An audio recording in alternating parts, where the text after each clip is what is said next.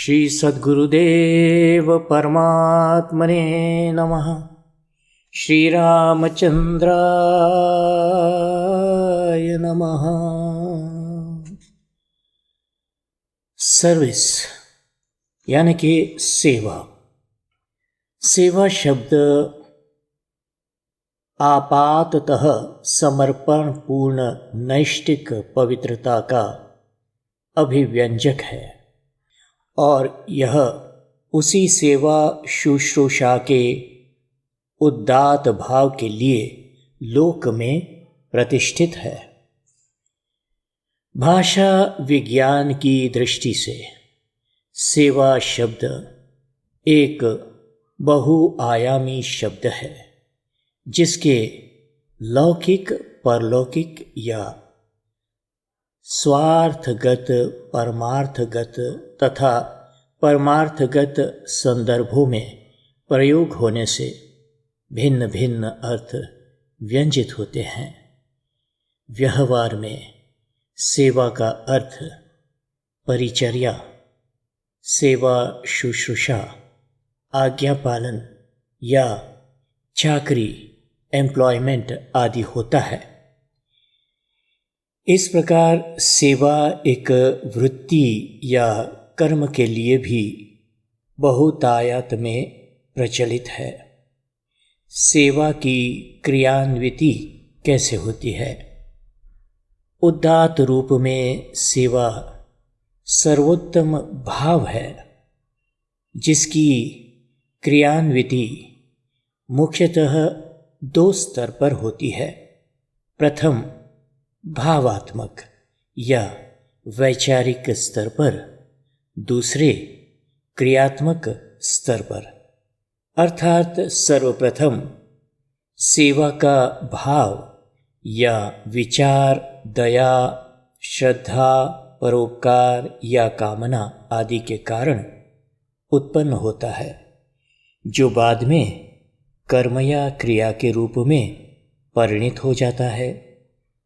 तात्पर्य है कि सेवा भाव ही मनसा वाचा या कर्मणा क्रियान्वित होता है, जिसे गोस्वामी तुलसीदास जी ने संतों का स्वभाव मानते हुए लिखा है। पर उपकार बचन मन काया, संत सहज सुभावु खगराया। सेवा सर्वोत्तम धर्म है। यूं तो संसार में पुण्यार्जन और अभिष्ट सिद्धि के अनेक उपाय तथा साधन प्रचलित है, किंतु उनमें सेवा सर्वोत्तम है। सेवा उदात्त गुण होने से ही धर्म है। सामाजिक जीवन के अस्तित्व के लिए यह आवश्यक है। सेवा सापेक्षता का आधार है। हम जिस किसी की सेवा करते हैं तो वह प्रत्यक्ष अप्रत्यक्ष रूप से सेवक का अवश्य उपकार करता है। इसी रूप में सेवा यज्ञ है।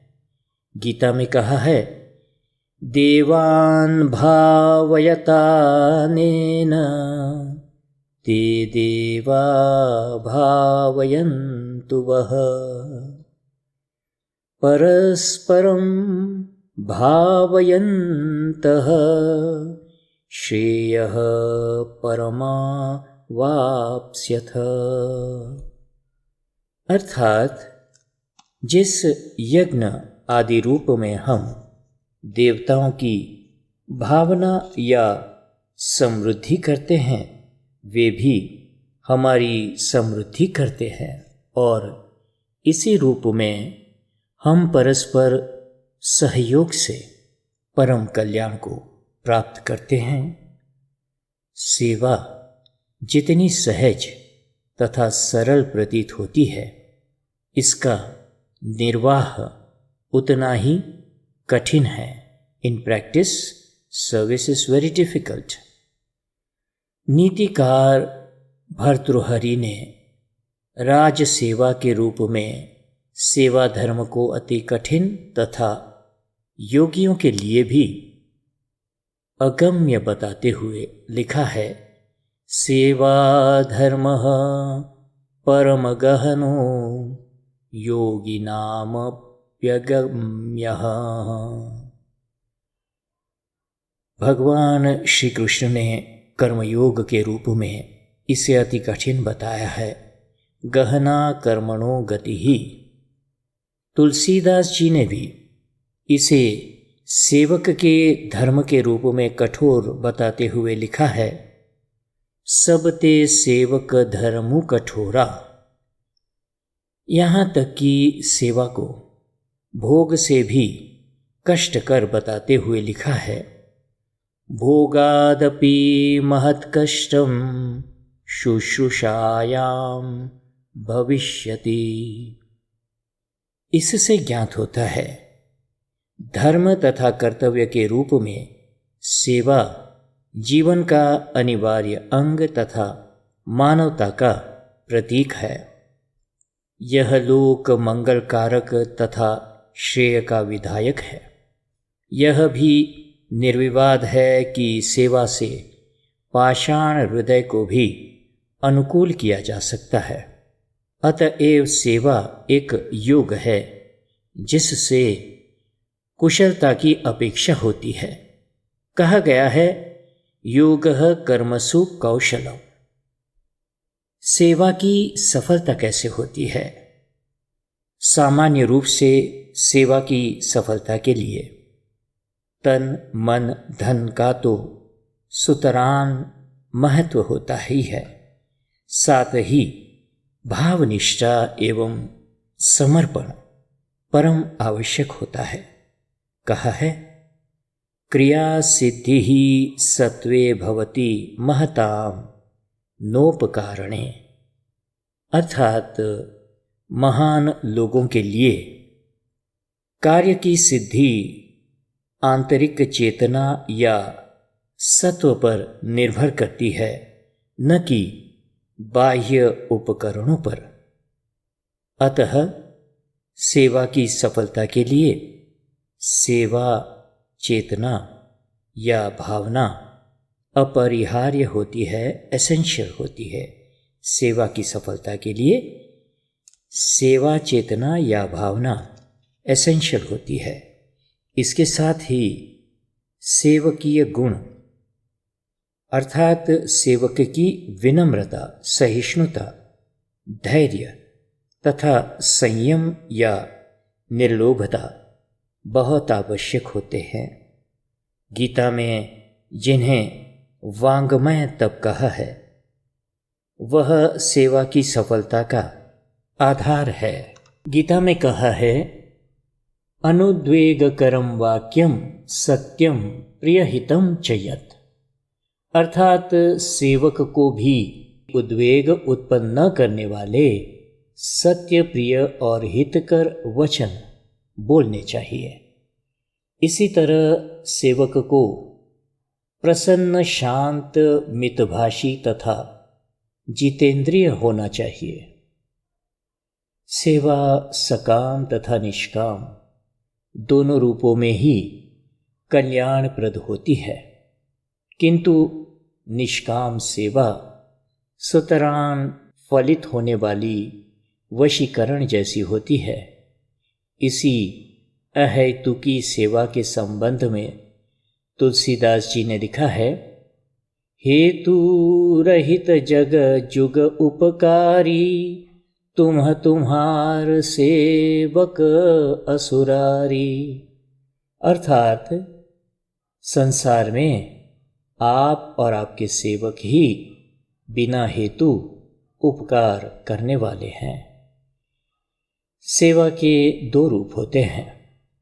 व्यवहारिक दृष्टि से सेवा के दो रूप मिलते हैं, लौकिक सेवा तथा पारलौकिक सेवा। लौकिक सेवा ही लोक सेवा या लोक धर्म कहलाती है। सत्य, अहिंसा, दया, प्रेम, परोपकार, करुणा आदि उदात्त भाव इसके प्रेरक तत्व होते हैं। द इंस्पायरिंग प्रिंसिपल फीलिंग्स और द इमोशंस रिक्वायर्ड आर सत्य, अहिंसा, दया, प्रेम, परोपकार, करुणा और उदात्त भाव। यही लोक सेवा, समाज सेवा, देश सेवा, गौ सेवा, मातृ-पितृ सेवा आदि के रूप में दृष्टिगोचर होती है तथा यही अन्नदान, जलदान, विद्यादान एवं वस्त्रदान आदि के रूप में परिलक्षित होती है। यह लोक सेवा भी सर्वाधिक श्रेयस्कर, पुण्यप्रद एवं प्रशंसनीय मानी जाती है।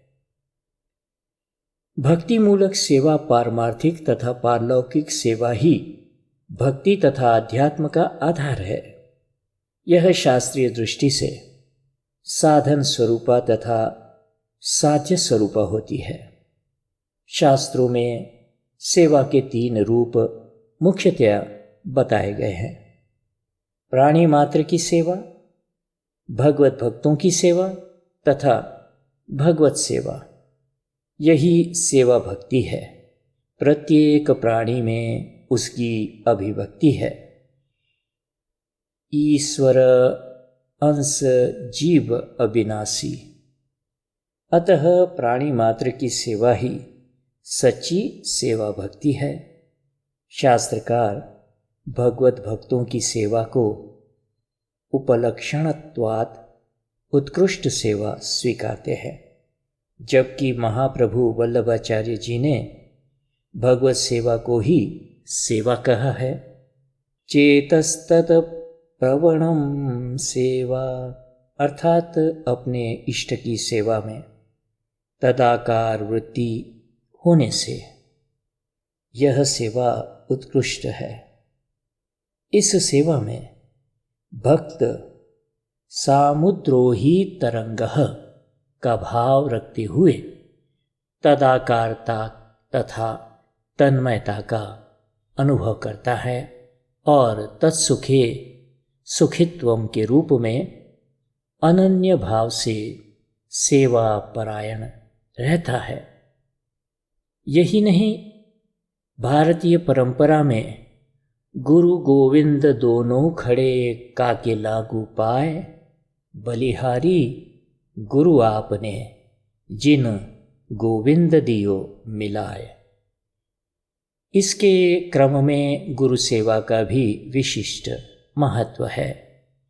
भक्ति एवं संत परंपरा में शुरू से गुरु की महिमा निर्विवाद रही है। सहजो बाई ने तो कहा, गुरु सेवा सबहुन पर भारी, समझ करो सोई नर नारी, तथा गुरु को राखो शीश पर, सब विधि करे सहाय। उन्होंने कहा, राम तजू पै गुरु न बिसराऊं, गुरु के सम हरि को न निहारूं। समस्त भारतीय साहित्य में एवं भक्ति परंपरा में प्राचीन काल से अद्यावधि गुरु सेवा को सर्वाधिक प्रशस्त माना गया है। आध्यात्म में गुरु शिष्य परंपरा ही भक्ति का आधार रही है। यहाँ तक कि केवल गुरु सेवा से ही भक्ति की सिद्धि मानी जाती रही है। भक्तमाल आदि गुरु सेवा की महिमा के ही परिचायक है। सेवा ही सिद्धि योग है, ऐसे कहते हैं। लौकिक तथा पारलौकिक दोनों दृष्टि से सेवा सर्वाधिक चमत्कारी तथा सद्यः सुतराम फल प्रदायिनी साधना है। ज्ञान विज्ञान की परंपरा में इसी कारण गुरु शिष्य परंपरा का असाधारण महत्व है। भगवान मनु के अनुसार सेवा से गोप्यतम रहस्यों को प्राप्त किया जा सकता है। मनु महाराज ने लिखा है, यथा खनन खनित्रेण नरो वार्य धिगच्छति तथा गुरुगतां विद्या शुश्रूषुरधि गच्छति। अर्थात जिस तरह मनुष्य कुदाल से निरंतर खोदता हुआ अंततः जल प्राप्त कर लेता है, वैसे ही सेवा करने वाला गुरुगत विद्या को प्राप्त कर ही लेता है।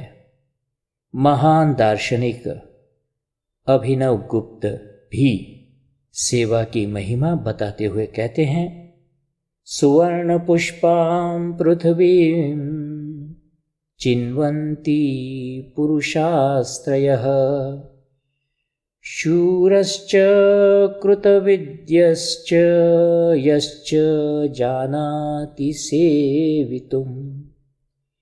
अर्थात योद्धा, विद्वान और जो सेवा करना जानता है, यही तीनों व्यक्ति पृथ्वी पर स्वर्ण पुष्पों का चयन करने में समर्थ होते हैं। अर्थात सेवा कौशल से असंभव को भी संभव किया जा सकता है। यही क्यों सेवा भक्ति से भगवत कृपा ही नहीं, साक्षात भगवान को भी प्राप्त किया जा सकता है। निसंदेह सेवा तो सिद्धि योग है, जिससे प्रत्येक सिद्धि प्राप्त की जा सकती है।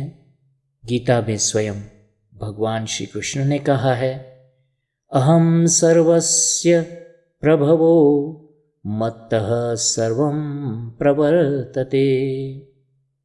अर्थात मैं ही समस्त जगत की उत्पत्ति का कारण हूँ और मुझसे ही यह जगत क्रियाशील रहता है। अर्थात यह समस्त सृष्टि परमात्म रूपा है। इसलिए आगे कहा गया है, यतः प्रवृत्तिर्भूतानां येन सर्वमिदं ततं स्वकर्मणा तमभ्यर्च्य सिद्धिं विन्दति मानवः। अर्थात जिस परमेश्वर से संपूर्ण प्राणियों की उत्पत्ति हुई है और जिससे यह समस्त जगत व्याप्त है, उस परमात्मा की अपने सेवा आदि कर्मों से पूजा करके मनुष्य समस्त सिद्धियों को प्राप्त कर लेता है। तात्पर्य है कि व्यक्ति जब सिया राम मैं सब जग जानी की भावना से प्राणी मात्र में ईश्वर के दर्शन करने लगता है, तो अपनी सेवा रूपी भक्ति के द्वारा वह समस्त अभीष्ट सिद्धियों के साथ साथ भगवत कृपा भी प्राप्त कर लेता है। इसलिए प्रत्येक भक्त को सेवक भाव से भावित होना ही चाहिए। इससे तुलसीदास जी ने कहा है, सेवक सेव्य भाव बिनु भवन तरिय उर्गारी।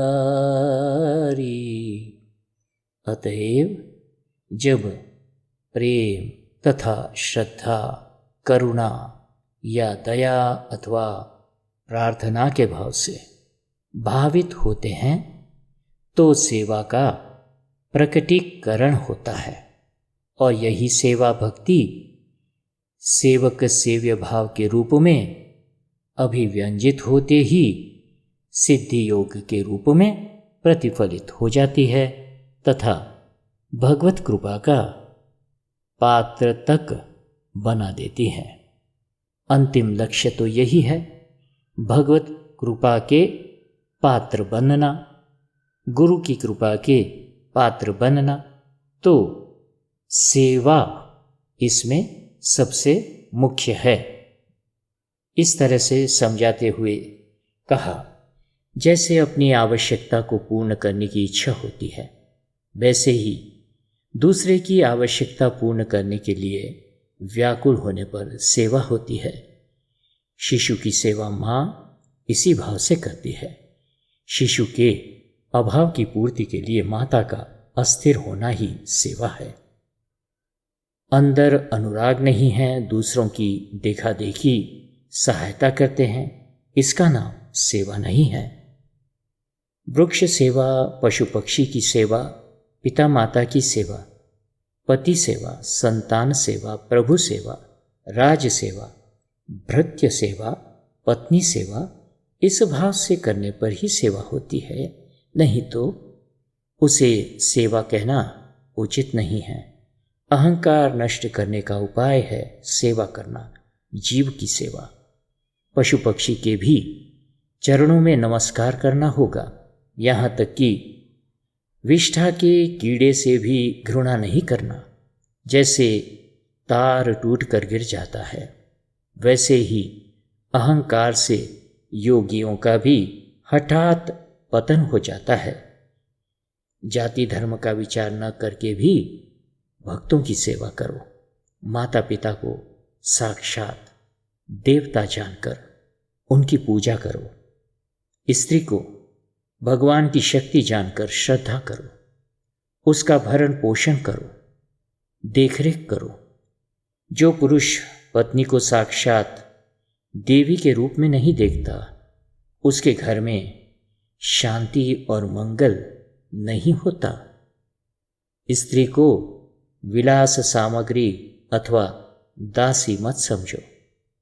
सब जीवों पर दया करो। वृक्ष, लता, पशु पक्षी, कीट पतंग, मानव, सभी पर दया करो। किसी को भी क्लेश मत पहुंचाओ। अतिथि का सत्कार करो।